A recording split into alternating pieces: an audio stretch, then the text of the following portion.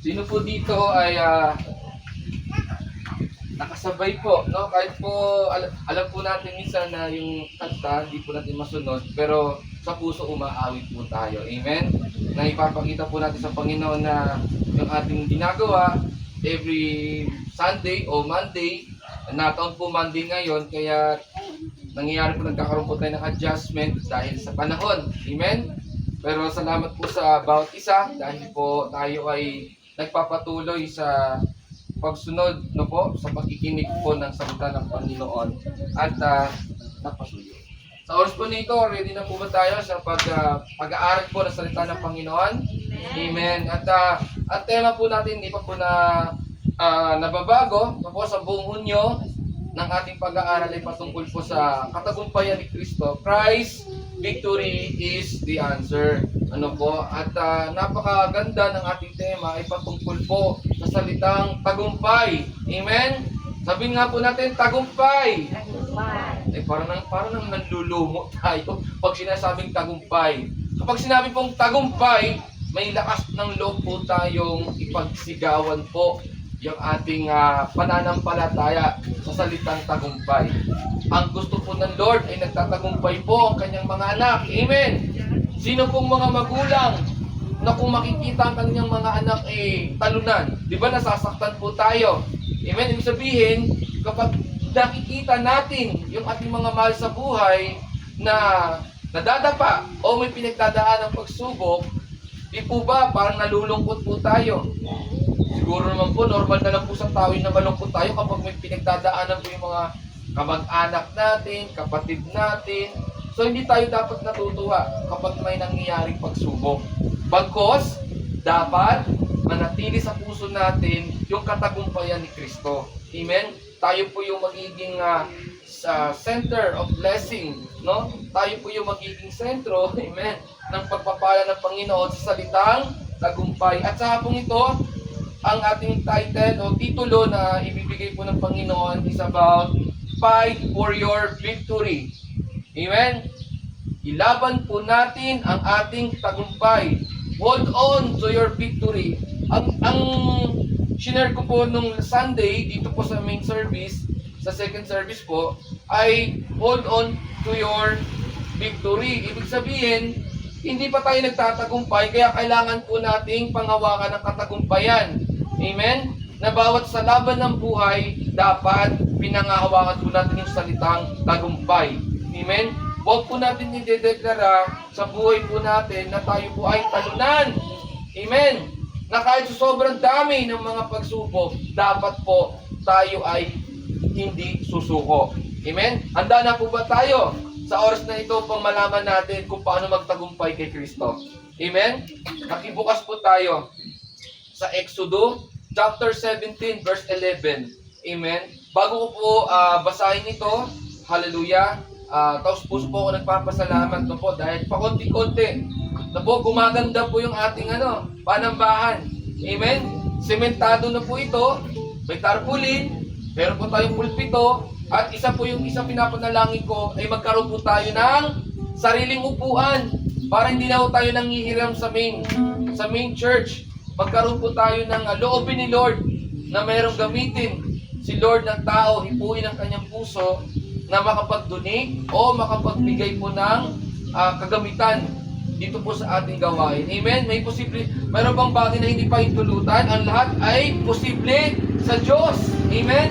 Lahat ng bagay magtatagumpayan dahil ang Diyos ang siyang nagpo-provide.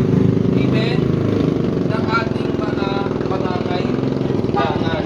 Hallelujah. Sabi po dito sa Exodus chapter 17 verse 11, hallelujah.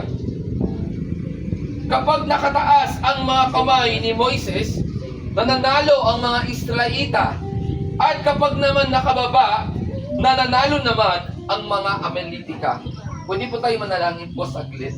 Sandali at hingin po natin ang gabay at presensya ng Panginoon.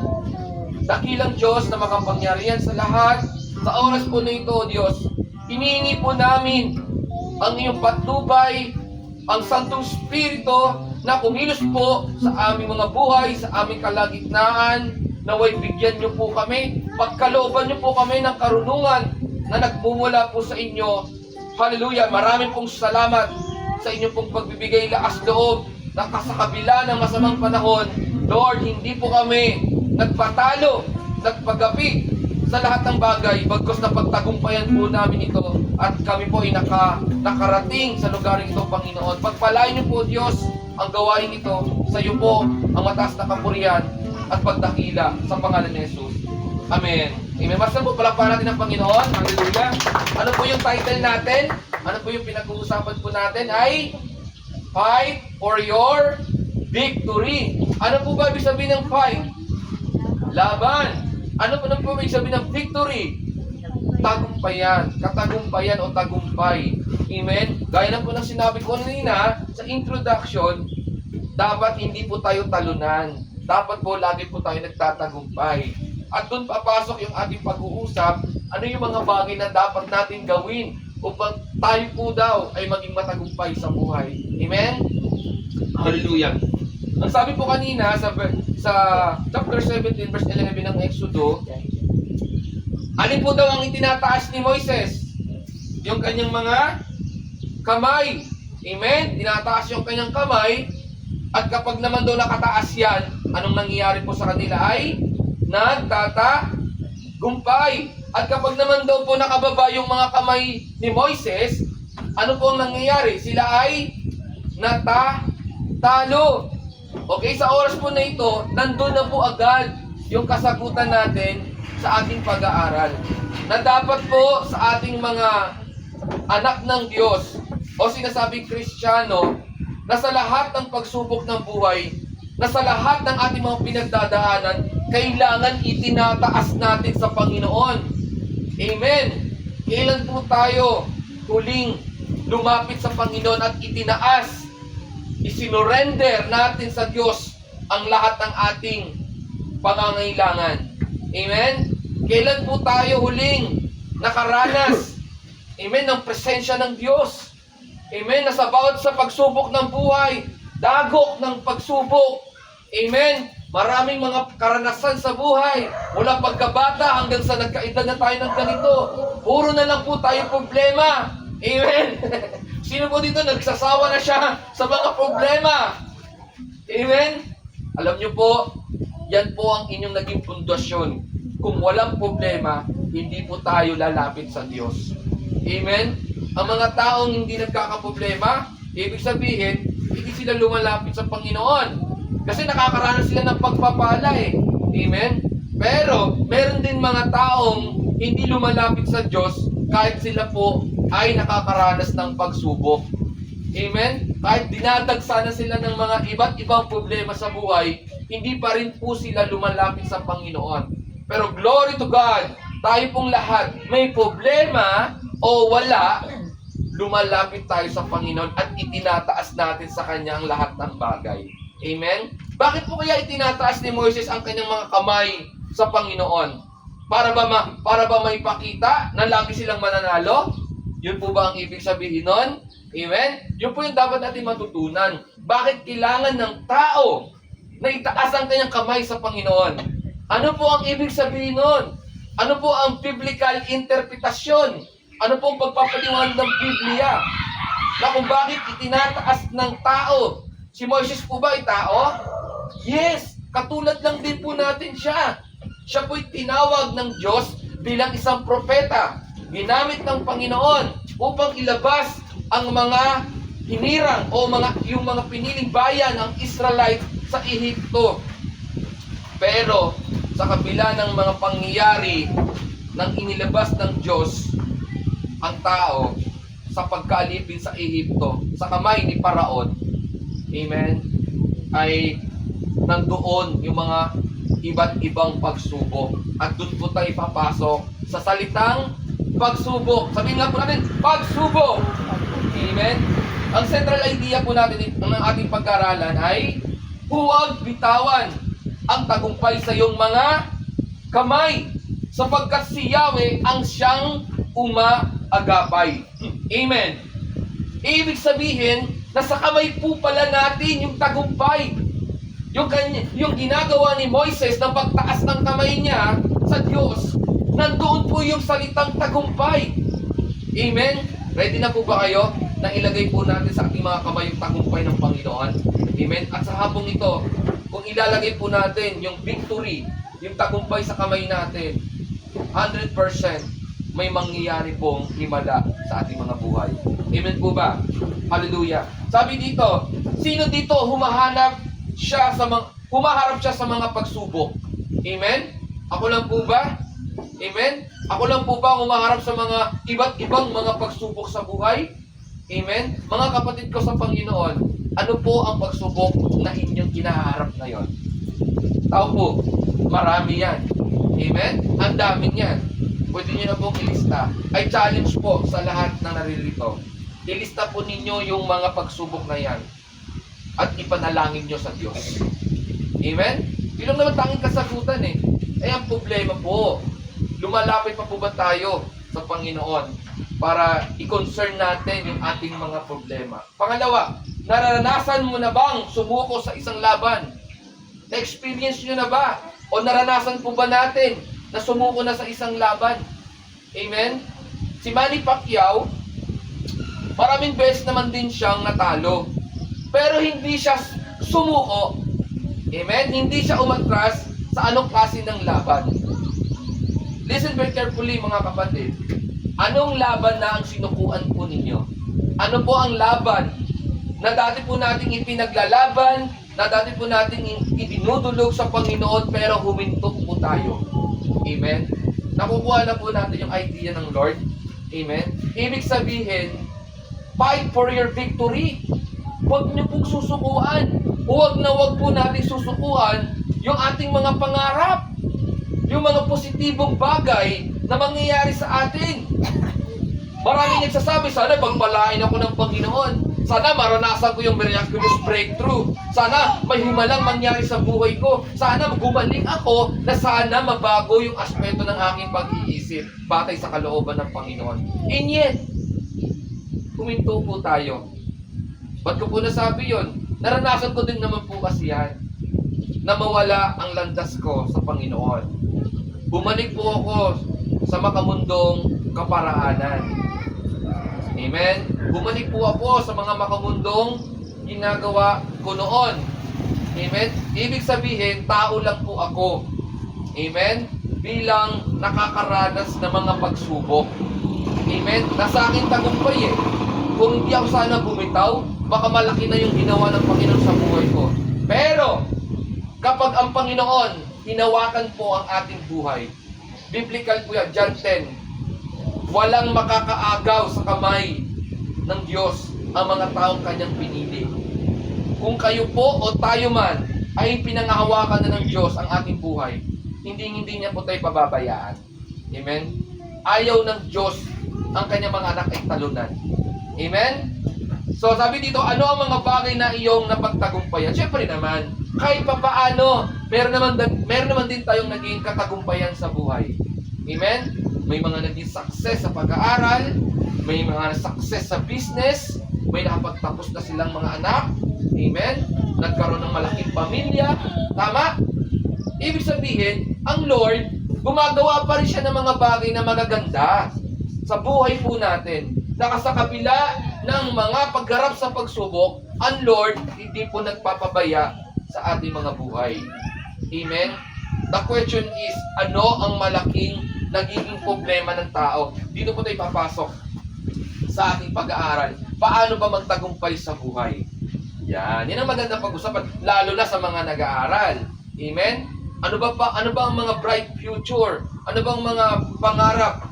Even sa ating mga parents, ano kaya ang magandang pangarap para sa ating mga anak, ang ating mga apo?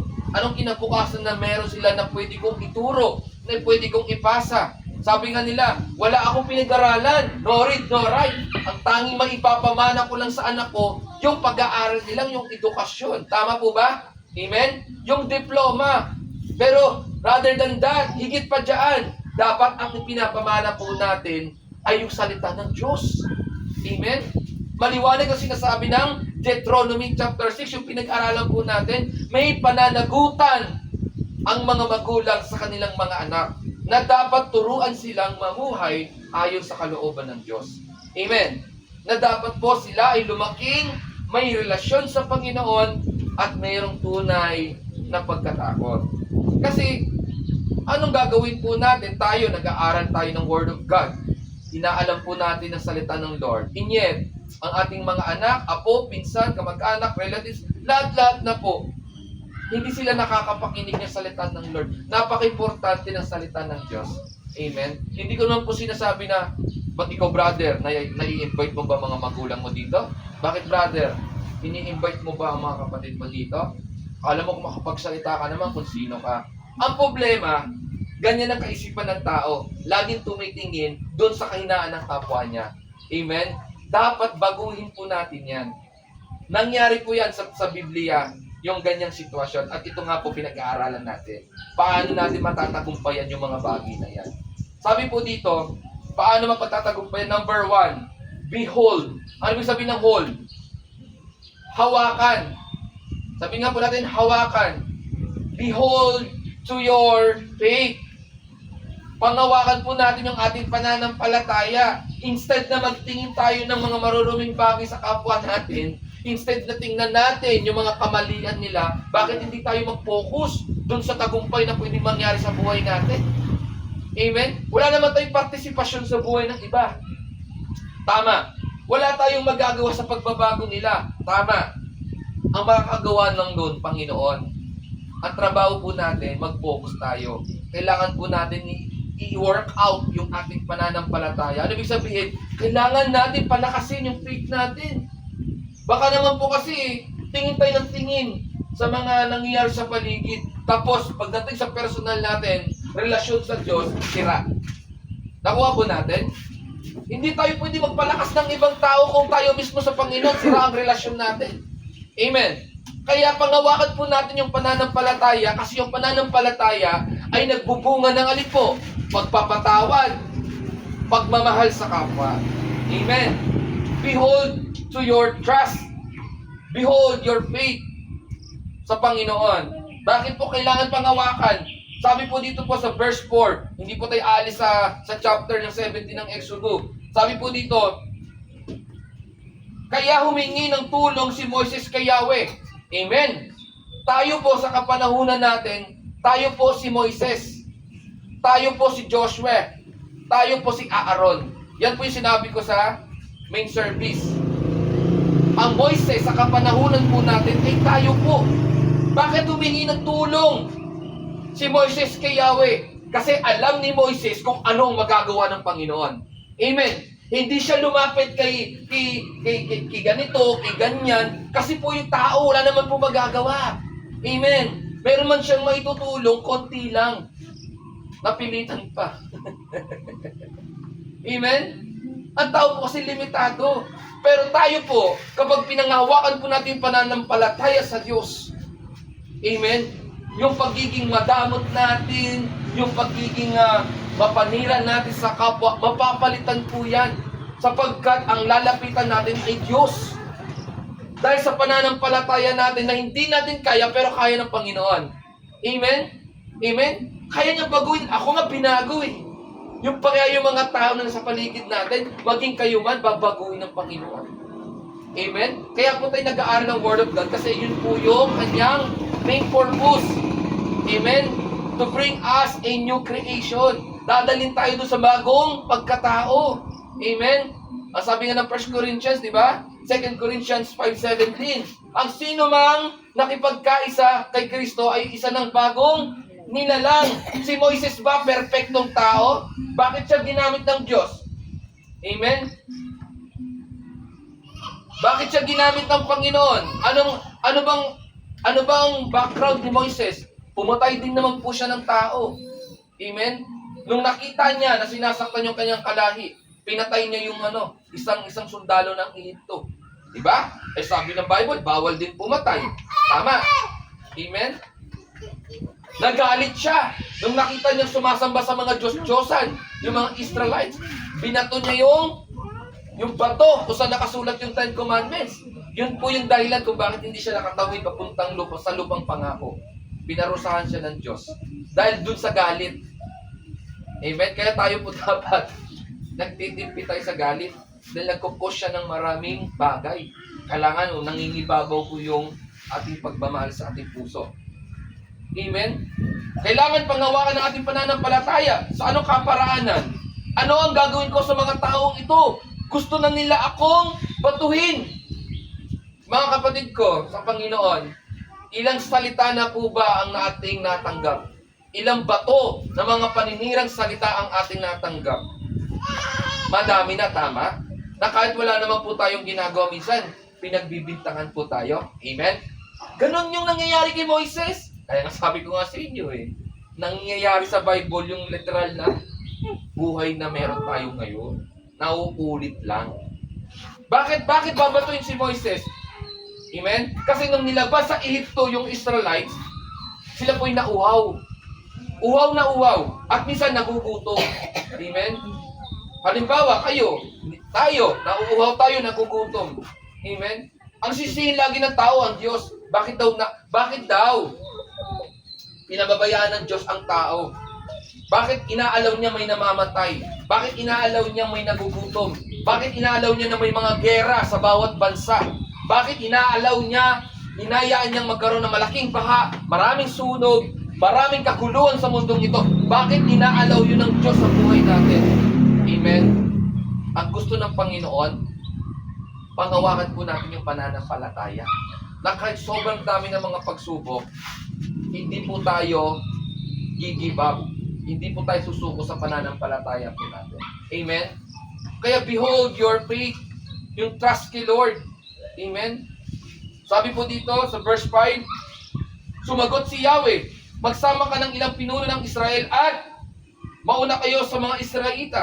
Dalhin mo ang iyong tungkod na inihampas mo sa ilog ng Nilo at lumakad na kayo. Verse 6, hintayin ninyo ko kayo sa ibabaw ng malaking bato sa Sinai, hampasin mo ito at bubukal ang tubig na maiinom ng mga tao. Iyon ang ginawa ni Moises at ito'y nasaksiyan ng mga kasama niyang pinuno ng Israel.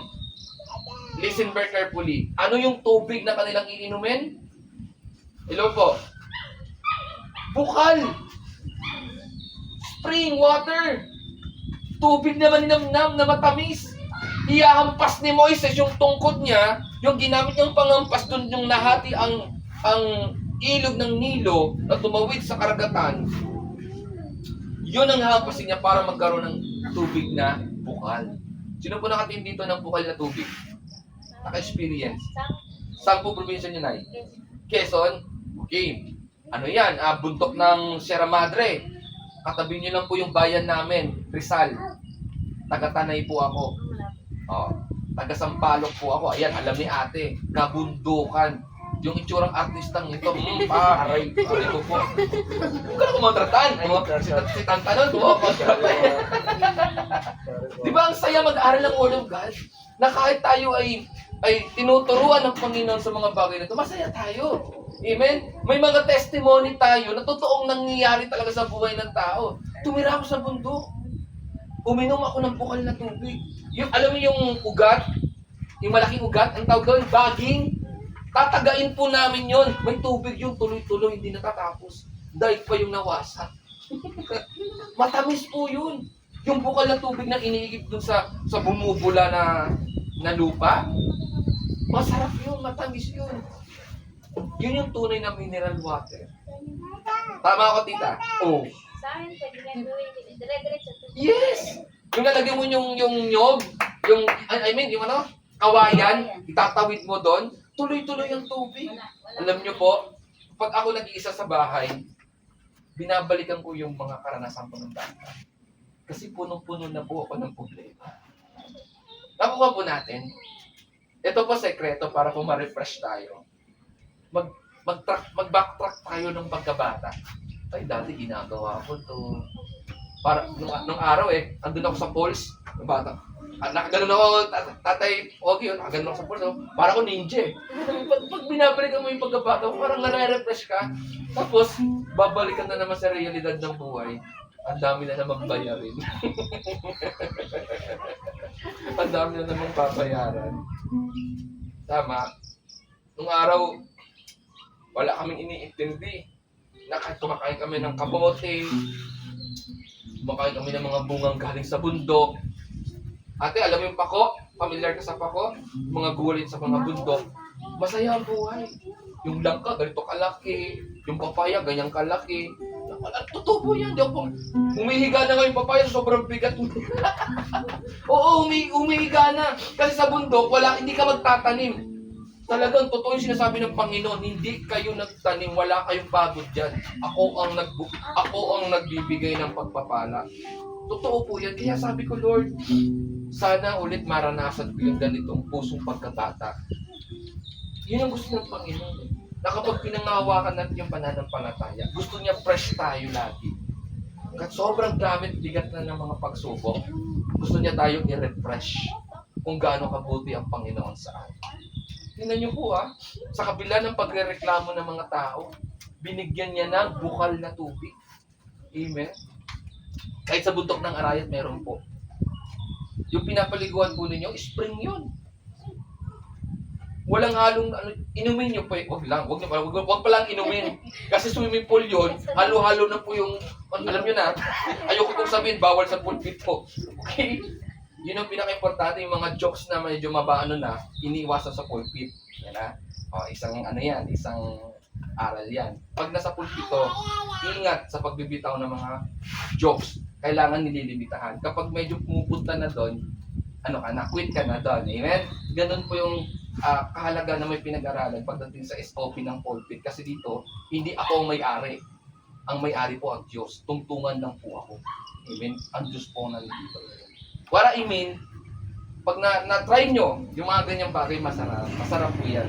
Amen? Kaya dapat, pangwakan po natin yung pananampalataya sa Panginoon. Amen? Okay lang magreklamo, pero huwag naman lagi. Pwede tayong dumaing sa Lord. Amen? Yung daing na may pananampalataya. Amen? Yung pagdadaing natin sa Lord na, Lord, kailan mo ba ako pagyayamanin? Amen? Lord, i-provide mo yung aking pangangailangan sa pag-aaral. Na kailangan nakapag-aral ako, wala akong gagastusin. Kayo po magpo-provide ng lahat ng yan. Amen? Lord, sa buong taon na ito at sa mga susunod, kailangan walang may sakit sa pamilya ko. Lahat ligtas sa lahat ng kapahamakan. Amen? Pananampalataya po yan. Amen? At even sa mga challenges sa buhay natin, personal, dapat may pananampalataya. Kung gusto po natin maranasan ang tagumpay sa buhay, tayo po mismo, magpabago po tayo ng pag-iisip sa kaparaanan ng Panginoon. Amen. Number 2, be humble. Ano po yung sabihin ng humble? Ano po yung una?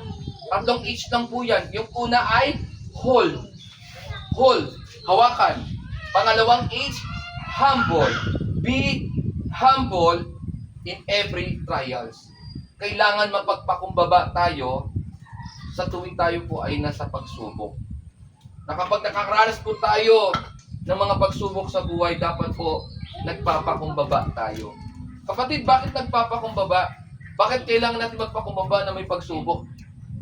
Dinadagsa ka na nga ng problema, magpapakumbaba ka pa.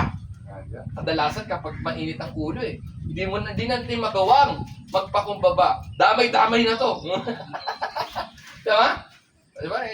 Naranasan ko yun sa pamilya namin Pag tatay ko walang pera, hanggang ngayon, parang naging kaugali niya pag walang pera, mainit ang ulo. Kaya pag may nakita siyang konting bagay na ayaw niya, bakit dumi-dumi? Wala ko naman nagwawalis dito. Yes. O ba't wala nagugas ng pinggan? O tingnan nyo, yung bahay natin, alam mo, haunted house, puro nasapot ng mga gagamba. Yan. Ibig sabihin, kapag wala ng pagpapakumbaba, nag-aari yung galit, yung init ng ulo. Amen? Pero sabi ng Bible, dito, sabi sa verse 10, hallelujah. Sinabi ni Moises, verse 9, kay Joshua, pumili ka ng ilang tauhan natin at pamunahan mo sa pakikipaglaban sa mga Amelitika. Hahawakan ko naman ang tungkod na ibinigay sa akin ng Diyos at tatayo ako sa ibabaw ng burol. Verse 10, sinunod ni Joshua ang utos ni Moises at hinirap niya ang mga Amelitika.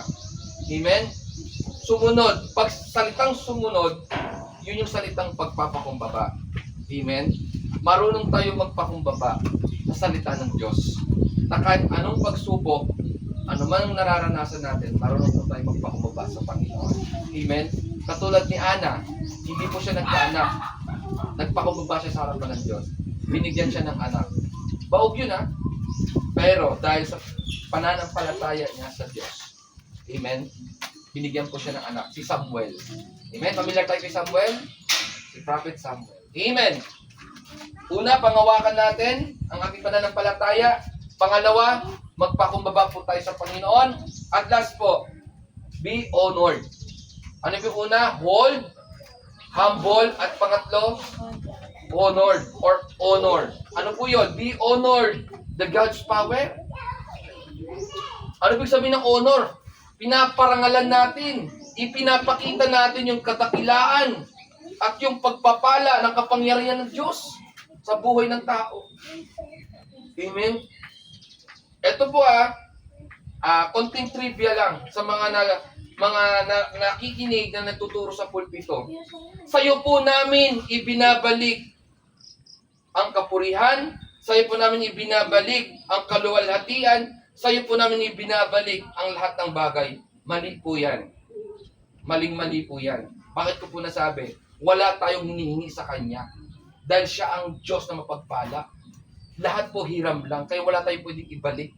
Nakuha po natin yung prayer na sa'yo po namin ibinabalik ang mataas na pagpupuri. Bakit mo ibabalik? Para sa Kanya yun.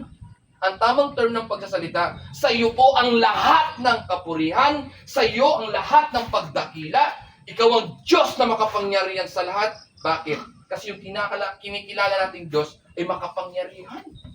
Hindi yung i-acknowledge mo lang siya dahil bakit meron kang ibinalik. Wala ka dapat ibalik sa Kanya. Kasi lahat ng ibinigay niya, hiram lang. Amen? Kailangan lang natin i-acknowledge yung kanyang pagpapala sa ating buhay. Amen? Okay? Para sa mga workers.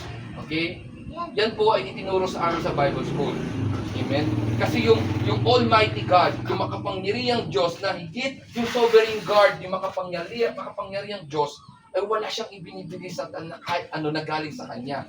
Yung binibigay niya ay pagpapala lamang. Amen? Kaya si David, si Moises, lagi nilang ino-honor si God. Tama?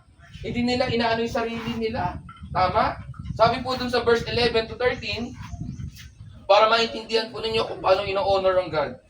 Sabi po sa 11, nabasa natin kanina, kapag nakataas ang mga kamay ni Moises ay nananalo sila, at kapag naman nakababa, sila po ay natatalo. At nanalo po yung Amalekita.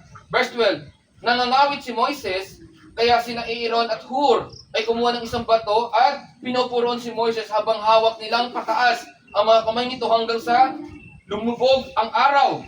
Verse 13, dahil dito'y natalo ni Joshua ang mga Amalekita.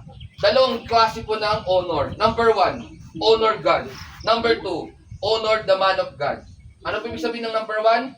Honor God. Kailangan po natin kilalanin ng Diyos sa lahat ng mga mabubuti niyang gawa. Amen? Sa mga workers, kapag may narinig po kayo na may nag-pray na sa'yo po namin ibinabalik ang mataas na pagpupuri, huwag niyo na pong hayaan niyo na lang. Amen? Ito pong aking pagtuturo as teacher. Meron po kasi akong gift of teaching din. Hindi lang ako nagpipreach, nagtuturo, talagang nagko-correct din ako ng ganun. Kasi yung title ko yun Kaya nga po ako nag-aaral ng seminaryo para i-share ko po yung aking natutunan. Hindi para pahiyain ang mga workers, kundi itama yung tamang pag-address sa ating Diyos. Yung Diyos makapangyarihan sa lahat yan. Hindi wala tayong pwedeng ibalik sa Kanya. Dahil lahat ng bagay hiram lang at ipinagkatiwala lang po sa atin. Kaya lagi sa prayer, sa iyo lamang ang pinakamataas na pagdakila, pagpupuri, at pagsamba sa pangalan ni Jesus. Amen. Yun po ang tama. Amen? Wala tayong ibabalik kasi sa Kanya ang lahat. Tama po ba? Amen. Hallelujah. So dito makikita, honor God. At yung pangalawa, honor the man of God. Sino po yung man of God? Si Moises. Siya po yung ginamit na instrumento ng Panginoon para i-represent ang Diyos. Amen? Si Moises ay instrumento lamang. Ako po, masasabing man of God. Amen? Dahil po ako ay ginagamit lamang ng Diyos bilang instrumento. Wala po akong inaangkin na kahit anong presensya ng Diyos. Lahat ng bagay ay biyaya lamang. Kuha po natin. Kaya po dapat kilalanin po natin ang Panginoon sa ating mga buhay. Amen. Dapat po, marunong din po tayong tumulong sa man of God. Ako po, bilang inatasan, bilang West Coordinator po ng PAWU, kailangan ko po ng tulong ninyo. Dahil dumarating sa punto na nangangawit din po ang aking mga kamay. Ano pong ginawa ni Hur, pati ni Joshua? Kumuha sila ng bato, ipinungtong, pinaupo, no? Si Moises, para magpahinga, ikaw ba naman po eh. Sunod-sunod ang laban mo. Tama? Sunod-sunod ang ipaglabanan mo sa mga iba't ibang bansa. Hindi ka mapagod. Napapagod din po ang man of God. Napapagod din po ako. Kaya po yung paglalambing ko sa GC, pasuyo naman po, baka po pwedeng na paredy na po yung upuan, yung pulpito. Para tulong nyo na po sa akin yan. Kasi po, hindi lamang po ako ang man of God, pati po kayo. Man of God din po kayo. Kayo po ay instrumento din ng Lord. Amen? Manggagawa din po kayo. Yun po yung kailangan po natin matutunan. Amen? Na dapat sa lahat ng ginagawa natin, ino-honor muna natin ang Panginoon at pangalawa, i-honor po natin ang man of God. Amen? Para po, ano sabi doon? Natalo ni Joshua ang mga kalaban. Sabay-sabay po natin makakamtan yung tagumpay sa buhay. Amen? So, sabi po dito, we lift up. Ano sabihin ng we lift up? Kailangang itaas po natin yung watawat. Amen? Pagpa nakakita kayo ng watawat ng Pilipinas, o alam ba, may nanalo sa Olympics, hindi ba tayo proud? Si Pacquiao, ilang beses na po nanalo? 8 divisions. Malalaki yung natanggap niyang belt. All around the world, champion siya in history. Hindi ba tayo natutuwa kapag nananalo si Pacquiao? Sila po ito, payat pogi, nakasubaybay ka ng laban ni Pacquiao from the start. Di ba? Pagka laban na ni Pacquiao, wala nang nagbibiyahe na tricycle na ano. Lahat ng tao na sa loob ng bahay, inaabangan yung laban niya. Tama? Sino yung unang nakalaban niya? No? Si Marquez. Tama? Si Morales. Wala? Hanggang sa mapunta niya yung tagatog ng tagumpay sa buhay. Amen. Pero si Pacquiao, nagkaroon din siya ng pagkakamali. Kinain siya ng sistema dahil siya po yumaman. Bilyon ang pera niya sa bangko. Anong ginawa po niya? Nagpatayo siya ng farm na puro mga panglabang manok, panabong. Tapos, nagkaroon pandemic, nagbukas ng sabong online. O, milyon ang pinapatalo sa kasino. At may na-involved na mga tae. Kaya po, si Pacquiao, nung mayroong na-encounter na lingkod ng Diyos, sineran siya ng Word of God. At ngayon po, isa na po siyang pastor sa General Santos. Amen? Para natin ng Panginoon. Amen? Kapag pinangawakan po natin ang salita ng Diyos sa ating buhay, may mangyayaring himala po sa atin. Marami ng taong binabago ang Panginoon. Amen? Marami nang nabago ang buhay ng tao dahil sa pag-ibig ng Diyos. Itaas po natin sa ating mga kamay, yung tagumpay na ipinagkatiwala sa atin ng Panginoon. Nagtatagumpay tayo. Tagumpay tayo. We are more than conquerors, sabi ng Romans chapter 8. Higit pa tayo sa mga mananagumpay. No? In every situation, fight for your victory. Ano man ang sitwasyon po natin ngayon, pangawakan po natin yung tagumpay sa buhay. Think positive, ika nga. Huwag tayong maging negatibo. Amen? Kung meron po tayong pangarap, tuloy-tuloy laban. Amen? Because our God is a God of faithful, powerful. Amen? At sabi nga po, it's better to be fighter rather than a quitter. Nakuha po natin, may pagkabisaya na yung aking salita. Sabi po doon, mas makakabuting lumalaban kaysa po sumusuko sa laban. Ang taong sumusuko sa laban, ang taong walang pananampalataya, at ang taong hindi niya inilagay sa kamay niya ang tagumpay ng Diyos, walang mangyayaring katagumpayan kahit ilan. Pero, glory to God, lahat po tayo, nasa kamay na natin ang kamay ng tagumpay ng Diyos. Amen po ba? Maaari po tayong tumayo sa oras na ito. At minsan pa po, God gave a rest because He wants us to become the best. Nakuha po natin, ang Diyos po, nagbibigay siya ng kapahingahan. Tama po ba? Nagbibigay siya ng pahinga. Anak, pahinga ka muna. Matthew 11:28. Lumapit kayo ang nabibigatan at nagpapasan ng mga pagsubok sa buhay. Lumapit kayo at bibigyan ko kayo ng kapahingahan. This time, sino po dito napapagod na sa mga problema? Mga pagsubok. Bakit hindi po tayo lumapit sa Panginoon na may pagpapakumbaba? At paglapit natin sa Panginoon sa oras na ito, maaari po ba natin itaas ang ating mga kamay? Hallelujah! Ito po ay simbolo na inilalagay po natin sa ating mga kamay ang pagsuko natin sa Panginoon. Isuko po natin sa Kanya ang lahat ng bagay. Amen? At sa oras na ito, minsan pa, aawit po tayo. Awit ng katagumpayan sa Panginoon. Hallelujah! Hallelujah! We worship you, God.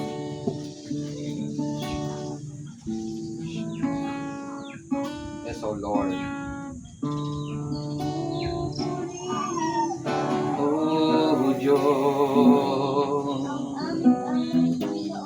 ang aming alay ay pagsamba, kaluwalhatian, buong karangalan, kapangyarihan mo'y walang katulad. Pupurihin ka, O Diyos. Ang aming alay ay pagsamba, kaluwalhatian, buong karangalan, kapangyarihan mo'y walang katulad. Ikaw ang tunay na Diyos, Ika'y walang katulad, Ika'y nag-iisa, Ikaw lamang, wala ng iba.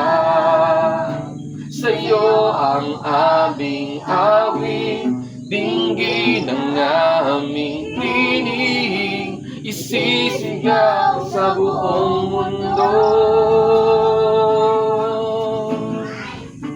Ikaw ang tunay na Diyos, Ika'y walang katulad, Ika'y nag-iisa, Ikaw lamang, wala ng iba.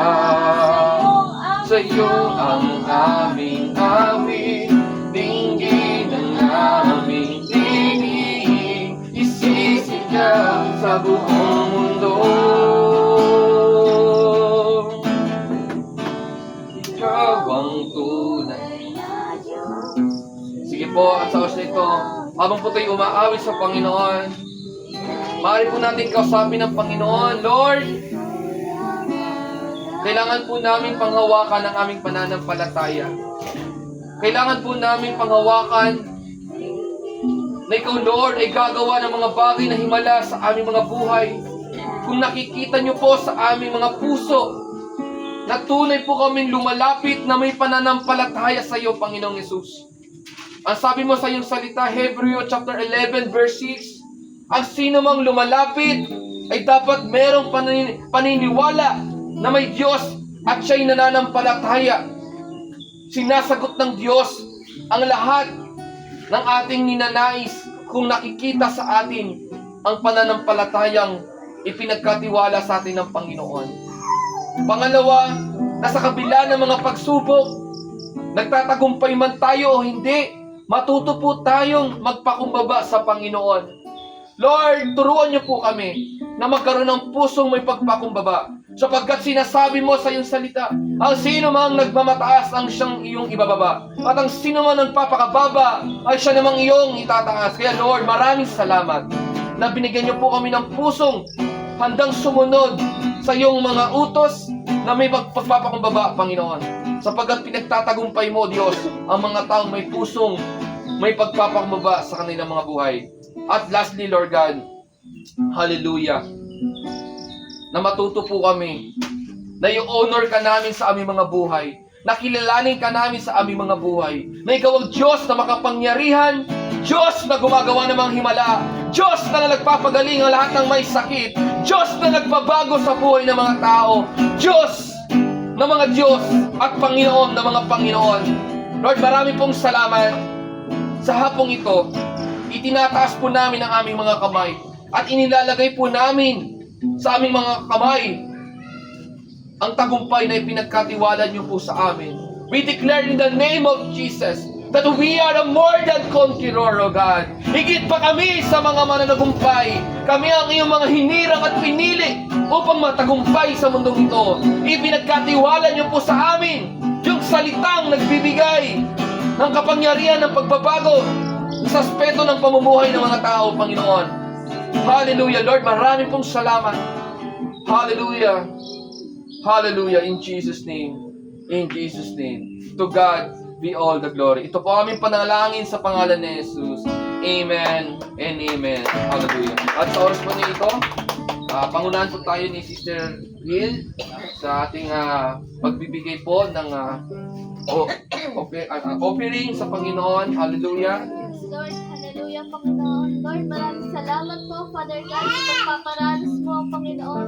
Lord, dinadalangin po namin sa ang lahat ng anak mo, Panginoon, na magbibigay sa oras na ito, Panginoon. Lord, i-bless niyo po sila, Panginoon. Lord, naniniwala po kami na ikaw po, Panginoon, ang bahala mag-provide, Panginoon, sa lahat ng aming mga pangangailangan. Lord, maging sentro ka, Panginoon, ng aming mga pamilya. Lord God, sa iyo po namin, Panginoon, lahat po ng papuri, parangal, at pagsamba. In Jesus' name we pray. Amen.